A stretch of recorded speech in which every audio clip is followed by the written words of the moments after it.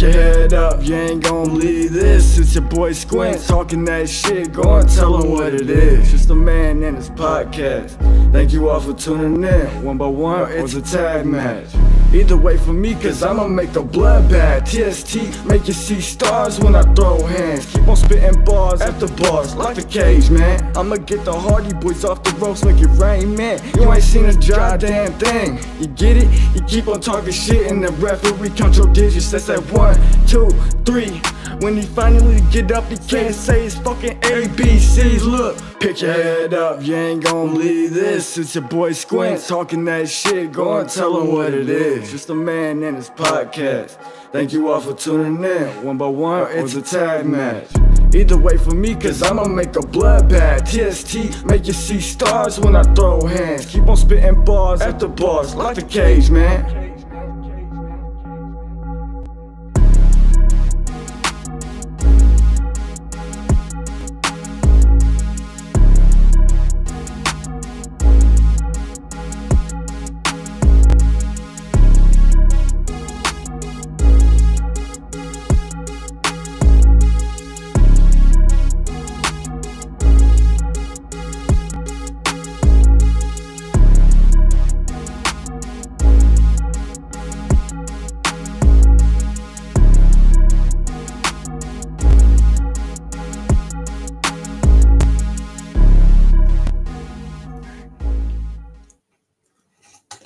What's up, you guys? It's your boy Squint here with another episode of A Man and His Podcast, coming on for the third time, record-breaking third time, is none other than the stiff robo ginger Gary fucking J. Yeah. How's it going? Fucking Squints on a Monday. Is it Monday? It's Monday. It's the triple, brother. I'll be fucking Bam Bam Bigelow. What was that? I said it's the triple threat. I'll be Bam Bam Bigelow. Triple threat. So I said on Twitter, we're not going to talk about much wrestling. We're going to talk about it real quick just to get it out the way. You had one hell of a match against Mad Dog Connolly, and I just have to ask you, what did it feel like getting powerbombed on that fucking floor? What do you fucking think? Like, that was, the thud it gave out was just terrifying. Well, you know, the thud echoed through my body. It's not a comfortable feeling. You just got to go all in, I guess. I don't know. Well, I get paid from Tony Khan if I say all in. Tony Khan, hit me up. I got an idea. Learn how to fucking do your job. Anyways. Ooh, Gary J shoots on Tony Khan. That's gonna be the headlines. Yeah, no shit. Like, who's this fucking bum? You know? And then you had, after Friday night, mind you, Gary's not just wrestling. He's there. He's helping set up. He's helping tear down and all that also. But then you also hit the road. And then you were on the road Saturday and Sunday. And, so how do you adjust sitting in a car after getting your back just fucking slammed onto a ground? Like, it can't be comfortable sitting in a car all day. Not at all. So basically, my schedule was anarchy, which is pretty much I'm there from about 2:00 p.m. on Friday until 11 p.m. That's all day. Shout out to our amazing crew, including myself. My fucking show went over by a little bit, and that place was fucking empty. We were gone before 11 p.m. So suck it. We have an amazing crew. Like you know what it's like. Like you're there. Like you're like, wow, this is fucking cake. It takes half an hour to set everything up because I have an army of fucking people. It's amazing. Mwah! It's pretty crazy seeing me and you get there at 2:00 or so. It's dark, and then by 2:15 there's probably 20 just kids just that are training or have already trained or just wanting a spot, and it's insane. It's crazy. Yep. And what we do, because obviously you can't put all these people on the show or on the pre-event party, we offer up free seminars around 3:15, 3:30, usually with Evan Jalisco. And this time, I believe it was Evan and Warhorse, douchebag he is. He did the an hour at the seminar too. So it's pretty much like a thank you, saying, hey, we appreciate your time, your effort. So hopefully you can learn something. So I think it's a great idea, and it's kind of paying it forward. Yeah, definitely. Because not only are you getting people to come in to help set up, but then you're also, like you said, you're paying them back for that, and they're getting to learn from some of the best people in the area with you, Dingo, Warhorse, Evan. There's been plenty of people, like plenty of wrestlers that have just sat down and talked during them. So, Oh yeah, definitely. So that's Friday. I do all that. Me and Aaron hit Taco Bell afterwards. Aaron usually crashes at my place Friday night after Anarchy. Aaron Williams, if people aren't familiar with just the first name Aaron. So me and Aaron Williams back at my place, Taco Bell, watch ECW. I'm asleep by maybe 1:30. Brittany was fucking watching this Eminem documentary, and I'm like kept me up. I'm like, well, I'll sleep at some point. And then I was on the road by 7 a.m. Saturday morning, Chattanooga for TWE. We got in a fist fight with Tank. Then from Chattanooga, it was fucking 9 hours to North Carolina for PWF, Colby Carino's thing that he runs. So yeah, I got home today at like 10:30 a.m. Yeah. did you take a little cat nap today, or are you just running No, on fumes? nope. I've been awake for God knows how long. Oh God. Oh God. So let me ask you, you're on these road trips. What is your go-to gas station?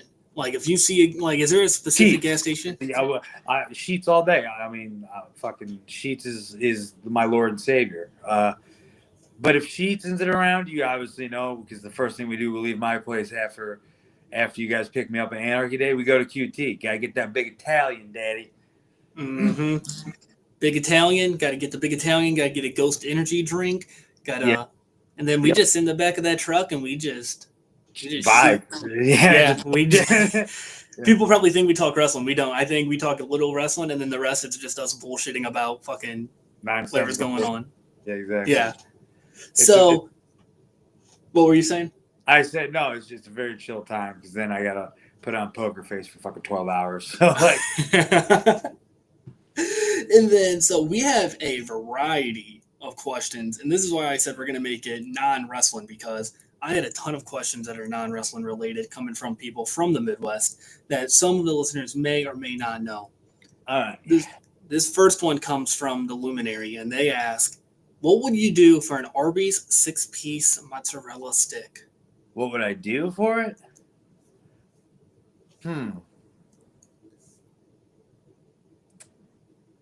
See, I think it's great. Arby's has the best mozzarella sticks, bar none. If you follow me on social media, I talk about it frequently. That's a place I'll go to many, many times.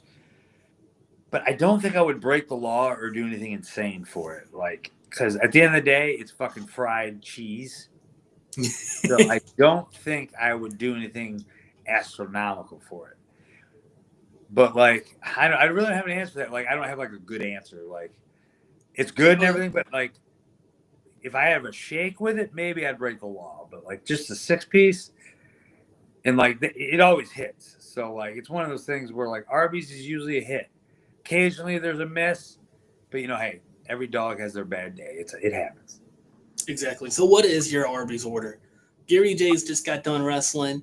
No, see, this is usually on the way to shows is Arby's, and then on the way back is an Arby's shake. I'm very particular. I'm weird.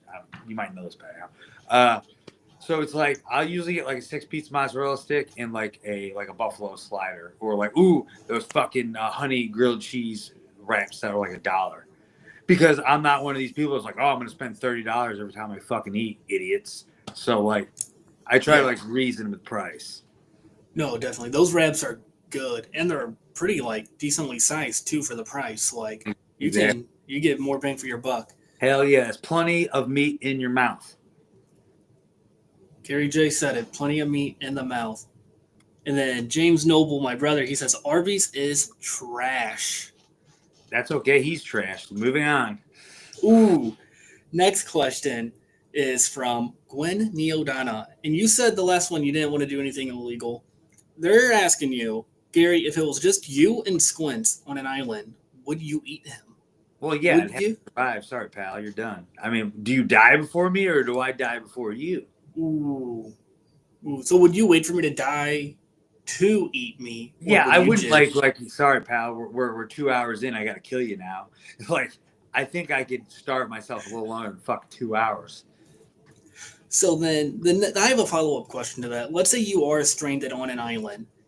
What 3 items are you bringing? Well, like, wouldn't I just say my phone? Well, let's be fun with the answer. What Okay. 3 wrestling items are you bringing? What 3 wrestling memorabilia are you bringing? I'm gonna bring a fucking TV with a VCR, Okay. Okay. a source of power, Okay. and Beyond the Mat on VHS. Beyond the Mat on VHS. All right. That's good one. You think you could watch that over and over again on a stranded island? Yeah. What else am I gonna do? Literally, I'm stranded. Gilligan's dead. And then here, Chan asked 3 questions that one of them I understand, the other 2 we're gonna have to just kind of go with the flow and figure it out. We'll figure it out. But Chan asks, what is Gary J's favorite move? He seems like a funky person. Bust a move, Gary. So what is Gary J's favorite dance move? I don't know if there's an answer for that. Like, I'm not in the setting. Like, come on, man, you put me on the spot. It's just like if you tell someone to be funny that's funny on the spot, they're like, I don't want to fuck off. I don't know what to do. Like, so Chan, suck it. I mean, that could be a dance move doing the suck it taunt. That could be your I guess that's a dance move. Fucking DX. DX. Yeah. DX. To chop it is Gary J's favorite. The dance Hogan move. version, right before he ran the Rock over or whatever. You remember that? He's like, Oh, yeah. I barely remember that. Oh, God.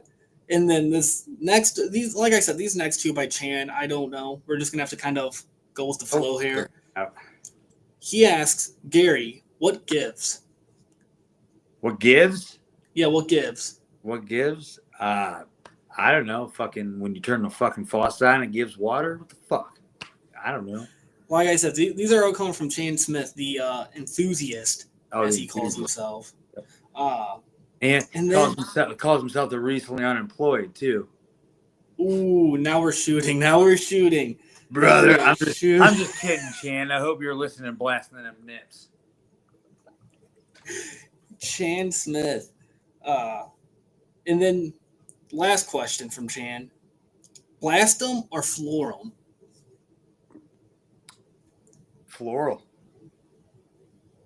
I don't know what I'm going to answer. I'm going to say floral. Floral? Floral, right? Is that what you said? No, Blastum or Florum. Florum. Oh, blast them. All right. I was thinking flowers. I don't know. No. I've been awake a long fucking time. Are you a big gardener? You have a green thumb? No, but the lady has one. She's all about the garden. I was, where the fuck was I? I was somewhere for a couple days, and like every hour she would send me pictures like digging up the backyard and shit. I'm like, all right. She's all about it. I just show up. I just live here. And then we have a question in the comments from my brother: pancakes or waffles? Neither. I don't eat breakfast. Trash. Gary J does not eat breakfast. This I do know for a fact. He wakes up and he eats himself a big Italian from QT. Not the one that's in like the cold section. He goes up to the kiosk, he types it in. Yeah, it's great. It's $8. Because honestly, you're not getting a better sandwich for that price. If you're going to Subway, you're spending $45 and you're disappointed. Let's fucking Subway suck it. Although this Friday did you get the big Italian Friday? I thought you got like a wrap this time. Oh, I got the big Italian wrap. I mean, come on. Okay. It was an Italian in a wrap. This was just ones it bread. They always hook me up. They always hook me up because we go to the fucking QT on page, and they always hook me up with like so many banana peppers and like this weird seasoning. I think it's crack because I go to it every time. I was gonna say you live right by that Quick Trip. You have to be a frequent visitor there. Yeah, but like I don't eat. The only time I'll go to get food is like before a show. Like I don't do that like that. Like I'll go in there to get whatever other shit. But like, yeah, they probably know me by now. They're this bum won't leave.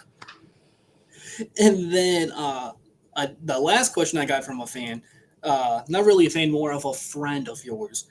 Anakin Murphy, he asks, can you ask him how many reps he's getting in the gym with me? Oh man, we'll go to the gym every day, buddy. We'll get those reps in. Yeah, he knows what I'm talking about. There goes out to you, Clover. No is all about going to the gym and pumping some iron. Noah Clover, good old Noah Clover. Because I asked Anakin, I said, do you have a specific exercise of reps? And he just said, leave it at that. So leave it at that. I'm watching you, boy. So we're gonna kind of tidbit back into wrestling a little bit. Anakin Murphy, you, and Aaron Williams are in the faction Unsigned and Don't Care. What does Unsigned and Don't Care mean to you? Oh man, to me it just means we go out there and do our jobs every time. Like, we're not these people that just go, well, I got to start here, and if I'm not signed by this point, I give up. It means so much. Like, it's an idea of just going out there and doing your job very well every time, regardless of who's in the audience, what the situation is, who you're working with, or you know what I mean? Like, it's a philosophy of just like going out there and doing your job well. And I know you're wondering, you're like, well, wouldn't everybody do that? Well, unfortunately not. So many people bitch and moan and complain about shit in wrestling. It's like, well, do better then. Go out there and prove a fucking point. Like, be the leader. So Unsigned Don't Care is just like a philosophy. Like, doesn't mean I wouldn't sign a piece of paper. I've said it before. Like, if it ever came about and it was right and it worked, it's not me selling out. It's like something that, you know, you work towards, or like all your work would go towards something. But at the same time, if I never got a contract and I continue to build my legacy and like help the independent wrestling scene, which I've done a decent amount, along with Aaron Williams, and now you have Anakin, who's finally not hurt. What a bum. Like, of course, like, it's just the idea of like people that work hard. So like, and I was so sick of everybody like, I need to be contracted. It's like, when are you gonna get signed? I got so sick of hearing that. I've talked about this a whole bunch. It's like, who fucking cares? Like, I don't care. I'm not for it. Like, it's not my thing. Like, if I'm the underground like legend or like underground guy, I'm cool with that. I got more street cred. I'm fine with that. Like, my reputation and my morals and my legacy mean more to me than like signing a fucking dotted piece of paper, you know, like a dotted line. No, definitely. And then, so this next little segment we're going to do, this is wrestling, but it's not like the boring type of talking about wrestling. Do you know how to do a blind ranking? A what? So like a blind ranking. So I'm going to name off, you have to rank these people 1 through 5. Okay. But you don't know who's coming next. And once you place them in that spot, you can't, you know what I mean? Yeah. Like, so, it's just, all right. Yeah. So we're going to try to be in the new gen attitude era. Oh, not number 1, the first person I'm going to ask you about is Cactus Jack. 2. That was a quick 2. And I think I know who you're going to put at number 1. I'm just going to get him out the way. Shawn Michaels. 1. All right. Yeah, I figured that was going to happen. Now, here's a curveball of 1. Savio Vega. Do I have to rate him? No, just 1 through 5, but you can't use 1 or 2, so 3 through 5. 5. Oh, wow. All right. Let's try to make these next 2 big. Stone Cold. 4. 4. All right. And then number 3 is going to have to be Kane because that's the only spot open. Okay. I'll take that. You, almost every time you get in that truck with Duck, me and you get in the truck and you almost instantly, I was just watching this. I was just watching that. What was the most recent piece of wrestling that you have watched? What was the first thing that you watched when you got home this morning? Oh, I haven't watched wrestling at all today. As soon as I got home, I hung out with Brittany and the kid. So like I haven't actually watched like any actual wrestling. But the last wrestling I watched was on Twitter. I guess this kind of count. It wasn't a match, but like every day on Twitter, like one of the fucking accounts I follow puts out like wrestling stuff, and I'm pretty sure I always tag Aaron Williams because it's usually a Shawn Michaels match, like from the 90s. Shocker. Who was it today? It was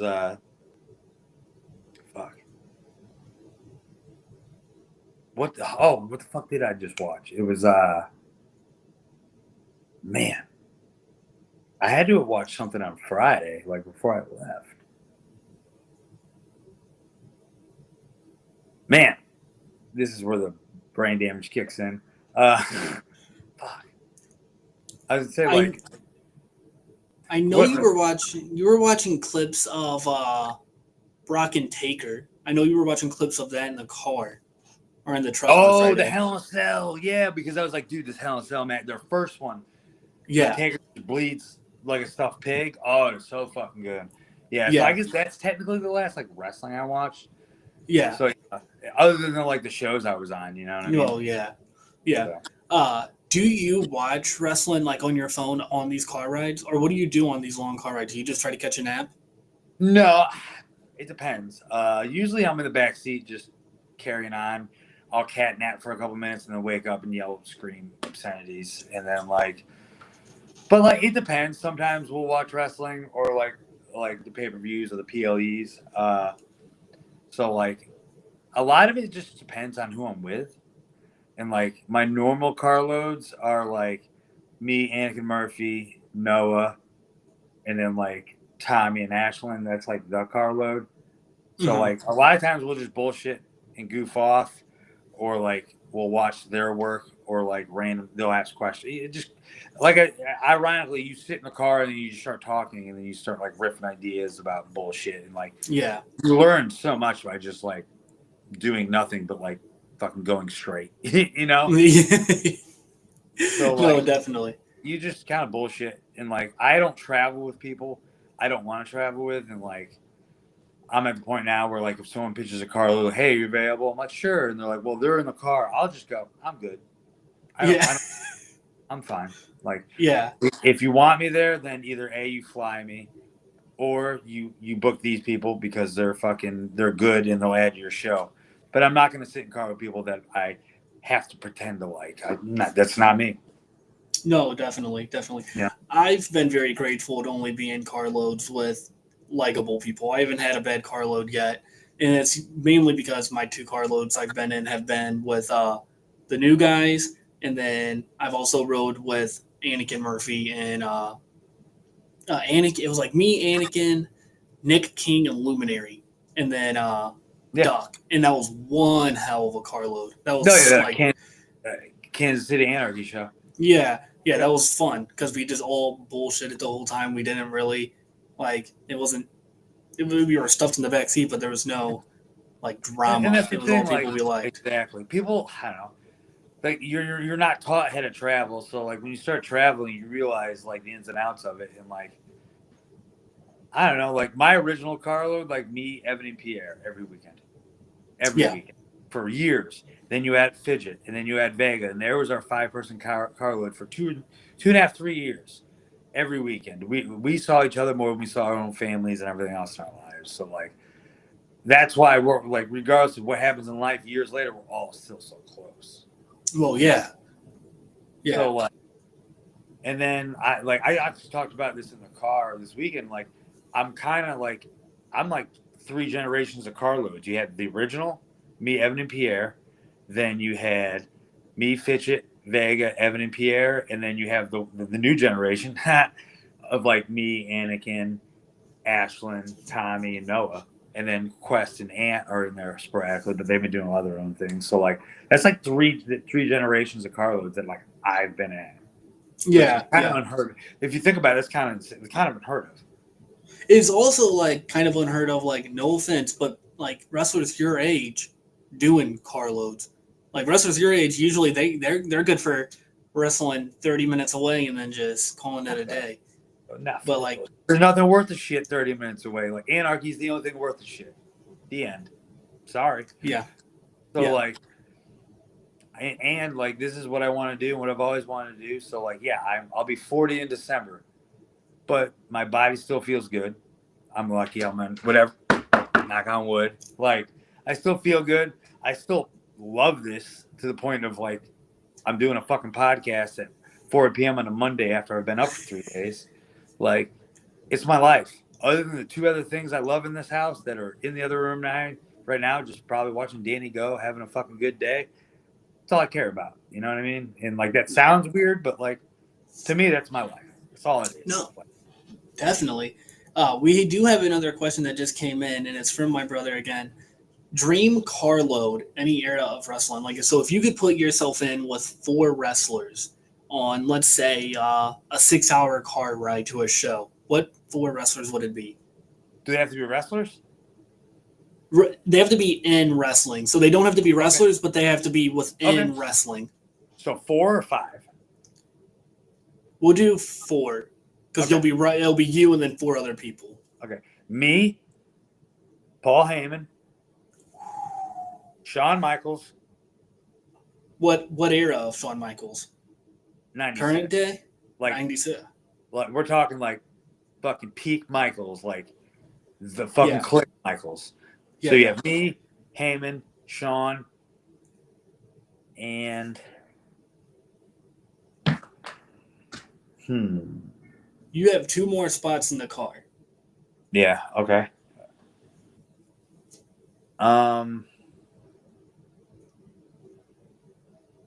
Man.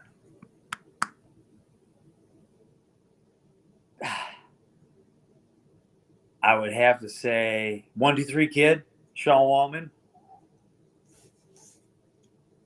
and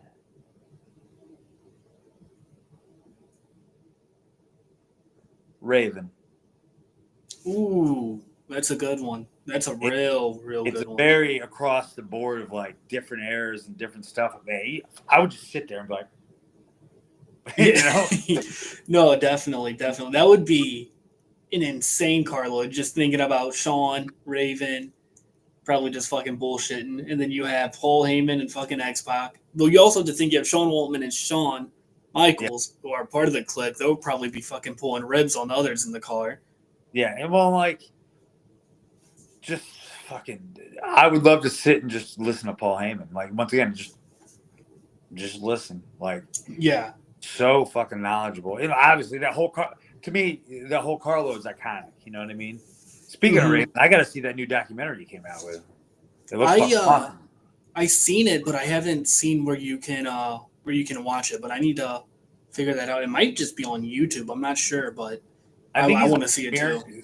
He's like premiering it in different cities and stuff, and then like hopefully eventually on YouTube. I don't know, but like it's something I'm like, man, like I gotta fucking see this. Yeah. Speaking of documentaries, I've always kind of wanted to ask you about your documentary. How was it like filming that documentary? Because it's been about 4 years since that was recorded. Yeah, about 4. I would say 3.5, 4. Yeah. Wild. Like it's one of those things where like we've talked. Like I'm a huge mark for like inside baseball documentary bullshit. Like not just about wrestling, about music and just anything. So like I don't know. And Zach Rupert was like doing 0-1 stuff, and I was like, hey man, and I was like, I got an idea. I was like, and I've seen your work. I was like, how would you feel about like working together and doing something? He's like, sure. At first he's like, I don't know, 10, 20 minutes. I was like, sure, maybe. And then we just started like really riffing off ideas and coming up with shit. And like, I was like, I kind of want to like show like where I was in life at the time and what wrestling's done for me. And then like, just show like the ins and outs. And then the realism of like, yeah, this is real life for me. Like depression and like how it pretty much kept me alive at times, Yeah. Because I went through a weird situation in my life where like life sucked. So the only thing I cared about was being Gary J and getting the fuck away from reality. So it was, it's really big on that and like mental health. And if you watch it, like the story arc, it all just kind of clicks and makes sense. And then you're like, oh, I know. Like I think it's pretty positive, without like blatantly being like a fucking, this is a fucking story about life. It's more like just if you watch it, you see the story through the whole thing. Zach did fucking amazing. He's still got like 2 hours worth of cutting room floor shit too. Say what? He's still got like 2 hours of like cutting floor shit. Like didn't even make the fucking documentary. Oh damn! I didn't know that. Yeah, I didn't know that. Yeah, so like, no, it was awesome. It was cool, and like I don't know, I just kind of want to put my story out there because at that point I've been wrestling a long time, and I know a lot of people deal with mental health, and I'm really serious about it. Like I'm in therapy 2 times every other week. Like I'm in therapy still. It is amazing. It is a lifesaver. Even if you think you're normal and fine, you should probably do it anyways. It's worth it completely. There's so many programs you can go through now. It's a lifesaver, you know? So, like, I just wanted to show that it's okay not to be okay. And I've said this publicly and privately with anybody. Like, it's okay to not be okay at all. But at the end of the day, you realize that, like, there's programs. Reach out to somebody, talk to somebody, you know, like, you're not going to suffer alone. Definitely. I think my favorite, one of my favorite things that came from that documentary, and I think Matt talked about it in the documentary, is you guys were filming there or something like that. You were filming something at Spalding Hall, and then that led to Spalding Hall being the home of Anarchy again. Like, you guys being able to go back to Anarchy or back to Spalding Hall, which I think is just really cool. Yep. Zach was like, we definitely got to film something there. I was like, yeah, we'll try. I don't like at that point we were out of the building, and then I took a picture and put it on my Twitter, and I'm like working on a project, and everybody's like, oh my God, Anarchy's going back to Spalding. That's not what it was. We were working on So then Matt was like, well, maybe we can get a hold of whoever runs it now, and then obviously that snowballed, and look, bam, we're back to what is it? Celebrate / Spalding Hall. Yeah, I don't know what it's called. I call it Spalding Hall. I don't. Even though the fucking name of it is right on the front of the building, you think we'd know, but no, we just. Everyone calls it Spalding Hall. I think even Kent calls it Spalding Hall whenever at the end of the night she goes, and we'll see you here at Spalding Hall next event. It's fun. Everyone knows it as Spalding Hall. So. Yeah, it's become one of those like wrestling buildings of like, whoa, like that's like a bucket list place I have to go. So. Yeah. Well, like the ECW arena, it's not called the ECW arena. It's called the 2300 or whatever. Yeah. But people call it ECW arena. Yeah. Exactly that. So before we wrap this up, I've asked you this twice now because you've been on twice. But is there any advice that you want to give to whoever's listening? And it doesn't have to be related to wrestling. It doesn't have to be related to anything. Just any piece of wisdom that comes from Gary J's head that you want to. Yeah, you're gonna follow me. Man, I guess we'll go with if you believe in something and have a dream, don't give up on it. Yeah. I know it's very broad spectrum, but very simple. Like, if you believe in something, want to do something, don't give up on it. No, don't let definitely. people detract you or tell you can't. Because if you're stubborn enough and like you just have that determination and that actual work ethic, nothing's gonna fucking stop you. And it goes. I say this all the time. It's not the destination; it's that journey that gets you to the destination. So it's the journey. Absolutely. And then do you want to let the people know where they can find you and the future upcoming shows, stuff to that nature? What the fuck do I got going on? Oh, I got 01 at the 01 Thunderdome / fucking Tokyo Japan Dome, whatever the fuck I call it, 01. On fucking Friday, I'm gonna fucking smack Kenny Calix around. Then after that, where am I? I'm off the next weekend, and then I have Action Wrestling October 17th in Georgia. And then I'd have to look and see what my dates are after that because, CTE and whatnot. And then we do have one last comment before we wrap this up. It is Ashlyn Alexander, and she says, "Go bed, Gary." No, you go to bed. I've seen you for a whole weekend. You stay away from me. Awesome. And then do you want to let the people know where they can follow you on social medias and stuff to that nature? You can follow me on Twitter at StiffRoboGinger. You can find me on Instagram. I think it's unsigned and don't care 85. And then Facebook is Gary J, Jay. And then if you want to hit my email up, it's barnowl18@aol.com because I'm old. AOL. That's crazy. Every time I get an email, my dial-up goes off and my house phone disconnects.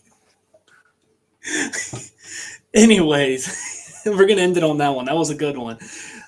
Everyone, thanks for listening. Thanks for tuning in. Thank you, Gary, for coming on for the third time. I'm sure I'll be seeing you again soon and having you on here once again. But for the listeners, as always, you can leave a thumbs up or a thumbs down, 1 star, 5 stars, like, comment, subscribe, or don't. I don't give a shit. Peace. Bye.